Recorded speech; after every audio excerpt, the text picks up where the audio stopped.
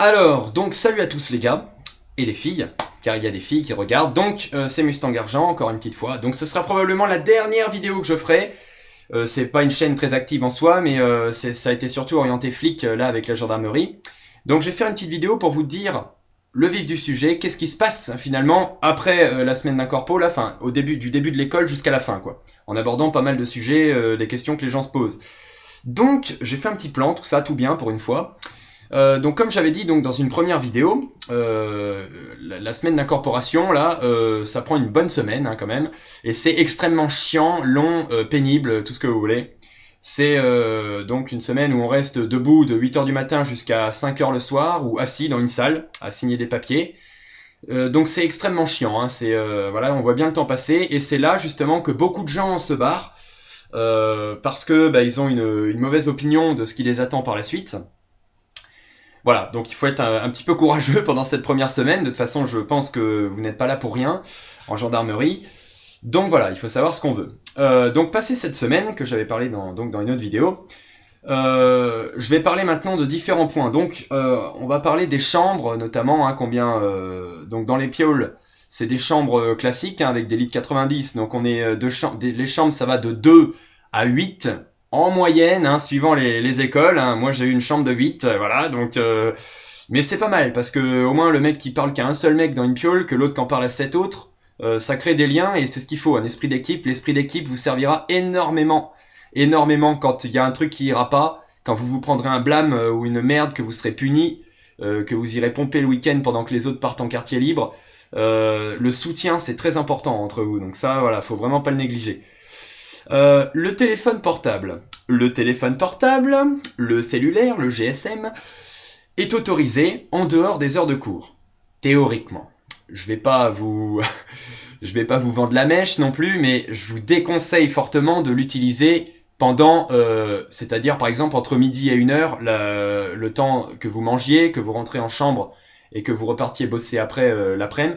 Je vous déconseille de l'utiliser. Et encore moins, ça c'est interdit, forbidden quoi, de le mettre sur soi, de l'emmener sur soi. S'il vous trouve avec le téléphone sur vous, vous allez vous prendre une fiche d'observation. Ça c'est un petit truc qui est vachement sympa à remplir. Et vous passez ensuite devant pas le tribunal, j'allais dire, devant le chef de la base, quoi, de la caserne. Voilà. Et à Tulle, en plus, c'est vachement sympa. Donc voilà. Donc voilà, tout ça pour vous dire qu'avec le téléphone portable, ils sont cool quand même, mais faut pas les prendre pour des cons, quoi. Voilà. Les cigarettes, j'en avais très brièvement parlé, je crois, dans une autre vidéo aussi. En théorie, ça dépend des casernes. Mon cas particulier, ça a été 2. 2 par jour, hein. Attention, hein. Pas 2 par heure. Hein. 2 par jour. Donc c'était une le matin et une le soir. Voilà. Donc faut s'y plier. Si on fume en cachette, même chose. Fiche d'observation. Le moindre truc qui va pas, on se fait dégommer. On a la gendarmerie, on n'est pas chez McDo. J'ai rien contre McDo, hein, j'adore. Mais voilà. Donc les cigarettes, après c'est mon cas à moi, hein. Peut-être que d'autres casernes ce sera différent, hein. Vous fiez pas à moi particulièrement, hein. C'est un ordre d'idée quoi. C'est-à-dire que ceux qui fument le paquet par jour, vaut mieux pas y aller quoi. Voilà.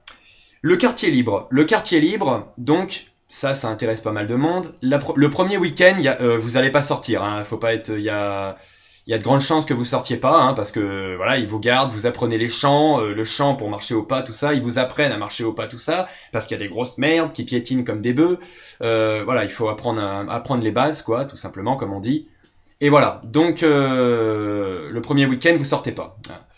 Après, au bout de la deuxième semaine, on n'a que 2 mois hein, d'école, donc ça va aller très vite. Vous avez le droit de sortir le samedi et le dimanche. Donc voilà, après vous pouvez aller faire ce que vous voulez, hein, quartier libre quoi. Faut pas revenir bourré le soir, parce que là par contre là c'est viré directement quoi. C'est logique en même temps, hein, mais voilà, c'est des petits rappels quoi. C'est plus le temps du lycée, donc bon c'est un boulot. Donc les quartiers libres, le week-end vous avez le droit. Et après la deuxième semaine de l'incorporation, vous aurez 1 jour par semaine de libre, souvent le mercredi. C'est-à-dire que vous aurez le mercredi après-midi 4-5 heures, quoi, quelques heures de libre. Profitez-en, tuyau, hashtag, pour faire votre linge. Le linge, c'est catastrophique. On n'a pas le temps de faire nos lessives. Ça, c'est un truc de fou, parce que les week-ends où on doit aller bosser tout ça, et le mercredi, on n'a pas beaucoup de temps non plus, puis il faut bosser aussi, hein. Et bosser, c'est pas, les journées elles sont tellement remplies qu'on peut bosser que le week-end, quoi. Vraiment, vraiment beaucoup, quoi. Donc les lessives, profitez-en pour les faire soit le week-end, soit le mercredi. Parce que c'est le bordel, en plus faut payer, hein, donc bon, c'est pas cher, c'est 2-3 euros. Mais voilà, donc il y a machine sèche-linge hein, sur les bases. Voilà, donc faut en profiter pour faire ses affaires, quoi. Donc voilà, je regarde mon petit lessive, ça j'ai dit. Alors le deuxième point maintenant, c'est le sport. Le sport, ah là là, eh oui, oula. Donc niveau sport, c'est assez tendu quand même. Je vais pas vous mentir. Il faut commencer sa préparation pour ceux qui ne font rien, hein, qui ne foutent rien en sport. Commencez à vous préparer 2 bons mois avant l'incorporation, hein. C'est un petit conseil parce que vous allez en chier, hein, vous allez cracher comme un émeu là sur les pistes. Voilà, commencez à vous entraîner avant. En sport, donc, ils adorent les pompes, hein, ça c'est classique, hein. Quand il y a un anniversaire à quelqu'un, on pompe aussi. Donc pompe, abdos et course à pied. Bon, ça c'est les classiques, hein, mais c'est ce qu'on va bouffer tout le temps pratiquement. Il y a les petits parcours d'obstacles aussi, le classique. Oh, c'est assez sympa, hein, parce qu'on est en groupe, hein, de toute manière. Donc voilà, il faut bien se préparer. Et il y a un cross aussi, un cross de 5-6 km à peu près, qu'il faut parcourir en un certain temps. Si on ne le fait pas en un certain nombre de temps, on a une note pourrie. Et plus on a des notes pourries, et à la fin du stage, à la fin des 2 mois, eh ben, ça se ressent sur l'affectation. On va arriver dans les derniers, quoi. Donc voilà, j'en parlerai après, ça, de l'affectation. Donc toujours dans le sport, niveau douche aussi, la douche est obligatoire. Bon, logiquement, hein, c'est comme ça sur toutes les écoles. Je pense qu'il faut pas sortir d'un bled pour savoir ça, hein, tu sais, après chaque séance de sport, vaut mieux prendre sa douche quand même, parce qu'un mec qui pue la sueur, c'est assez repoussant, quoi. Et il y a des mecs qui puent la mort, hein. Ça par contre dans les pioles on en voit. Donc les mecs qui sont sur leur téléphone portable là, alors qu'ils puent la gerbe, on s'autodiscipline entre nous, quoi. Je sais pas si ça se dit ça, mais on se gère entre nous, quoi. Faut se faire un peu la police, quoi. Donc voilà, donc les douches, faut les prendre. Donc voilà. Pensez à prendre également, c'est un petit peu con, hein, mais pensez à prendre énormément de caleçons. Un petit conseil d'amis pour les mecs, du moins. Parce que, voilà, comme je dis avec les lessives que c'est compliqué, il faut prévoir. Hein, faut prévoir du rechange en chaussettes, hein, quand il pleut, tout ça. Même avec les Rangers, c'est pas top, hein, niveau humidité, quoi, isolement de l'eau. Donc voilà, caleçons, chaussettes, et voilà. Ensuite, troisième partie, il y a la pratique. Donc la partie pratique. C'est-à-dire qu'on fait du tir, bien sûr. Hein, on apprend, bon, ça représente pas énormément de séances non plus, enfin sur les 2 mois, mais bon, on fait quand même du tir, quoi. Donc pour vous apprendre avec le Six Hour, hein, en principe, hein, le pistolet de gendarmerie, ça dépend parce qu'il y en a qui ont différents modèles, hein, remarque.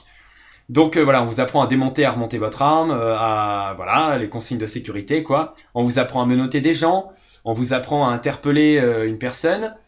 À sécuriser une zone avec des armes factices en contournant un bâtiment, tout ça. On vous fait des petits exercices de mise en situation. On vous fait contrôler un véhicule. Voilà, on vous explique votre métier, quoi. Donc ça, c'est assez sympa.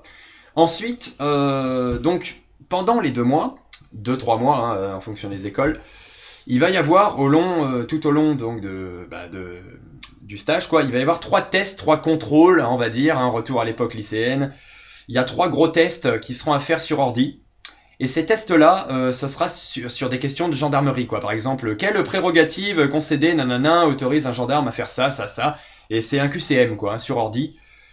Il n'y a pas trop de risques, hein, si on bosse ses cours, hein, voilà. Les cours qu'on reçoit chaque jour, c'est sur ça. On nous explique notre métier. Là, il n'y a pas de maths, hein, ou de trucs comme ça, hein. Donc voilà. Donc il y aura 3 tests comme ça sur votre métier, quoi. Et voilà, après si tout se passe bien, vous aurez une note globale à la fin, avec le sport, l'exercice pratique, le tir, voilà, plein de trucs, qui détermineront votre note finale, la note. Cette note finale, elle déterminera votre ordre au classement final. C'est-à-dire que le premier, s'il y a 110 choix, il aura 110 choix d'école, de caserne, hein, je parle. S'il a 110 choix de caserne, il va choisir celui qu'il veut, quoi. Et le dernier, il en restera plus qu'un, quoi. Donc il n'aura pas le choix, lui. Donc plus on bosse bien, plus on arrive haut dans le classement. Et donc plus on arrive haut dans le classement, plus on a de chance d'avoir la caserne que l'on souhaite. Donc c'est pour ça, faut bosser, si on travaille un minimum, ça se passe bien en général. Et donc, petit point intéressant aussi, c'est que, en théorie, encore une fois, on est censé revenir dans la région de laquelle qu'on a passé les tests. Donc, c'est-à-dire, moi par exemple, j'ai passé donc mes tests, mes concours gendarme adjoint volontaire à Poitiers, donc en Poitou-Charentes, et donc je suis en théorie censé revenir en Poitou-Charentes, quoi. Après, ça c'est un peu contradictoire avec ce que je viens de dire avant, c'est vrai.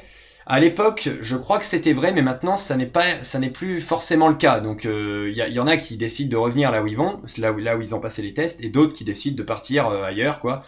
Voilà, donc on peut choisir d'aller où on veut, mais en général, je sais pas s'il y a encore des écoles, à part Tulle, hein, qui nous laissent le choix de retourner dans les endroits où on a passé les concours ou pas. Donc voilà, Tulle ne le fait pas en tout cas, c'est voilà ce que je veux dire. Donc voilà, sinon il n'y a pas grand chose d'autre à dire. Le petit point que j'aurais oublié peut-être à la limite, c'est la niveau voiture aussi. Faut pas compter rentrer sa voiture dès le premier soir sur la caserne. Ça, voilà, c'est une base école, il n'y a pas beaucoup de place. En plus pour Tulle par exemple.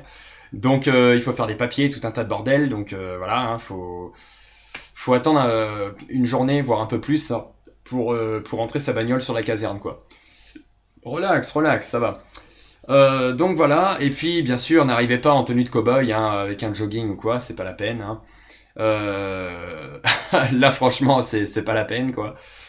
Donc voilà, après, respectez bien tout ce qui vous envoie sur la liste juste avant votre incorporation. On vous envoie une liste avec des trucs qui seraient bons de prendre, genre un cuissard pour courir, c'est pratique.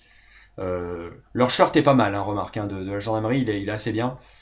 Mais voilà, histoire d'avoir vos trucs perso à vous, quoi.